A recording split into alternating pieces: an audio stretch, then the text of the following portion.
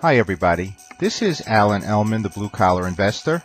I just got back from my morning gym workout and we are in the midst of a major snowstorm here in New York. So I figured what better time than for another covered call writing question of the day. Today's question comes from Rob. Hi Alan, I've been trading YNDX for the past 2 months since I found it on your stock list. Results have been over 3% a month. This week, I see it's off your list, but the price seems to be still doing well. Can you explain why it's no longer considered eligible?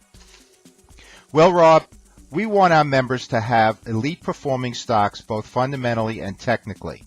When you see a stock getting bumped from the eligible list and there's no earnings report to affect the fundamentals, then it's normally due to a technical breakdown.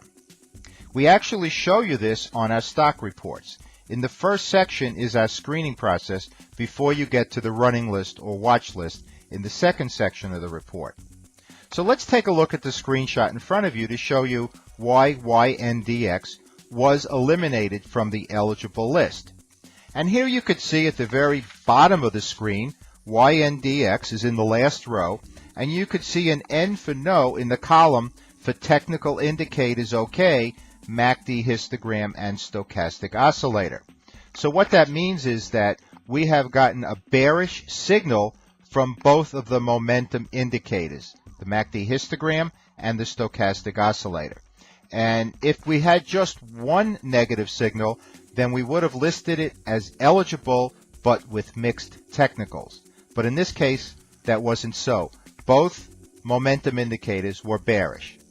Now, to drive this point home, let's actually take a look at a chart of YNDX at the time that you sent this email. You could see on the screenshot in front of you at the very top that you are 100% correct regarding the price chart. You could see that the moving averages were uptrending, both the 20-day and the 100-day, and that the price bars were above the 20-day exponential moving average. So if you took a look at the moving average alone, you would say to yourself that you have a great, eligible, covered call writing candidate. But we do not look at just the moving average. We also look at the momentum indicators, in this case, the MACD histogram and the stochastic oscillator. So let's first focus in on the MACD histogram, which are the blue bars in the middle of the chart. And as you could see, that those bars have actually been declining, and as a matter of fact, recently dipped below the zero line, a definite bearish signal. Now, although the MACD itself, that thick black line above the blue bars, is still in positive territory, we look at the histogram because that'll give us an earlier signal to a price change in the stock. Now, below that, the thick black line in the bottom third of your screen, we also see the stochastic oscillator, another momentum indicator.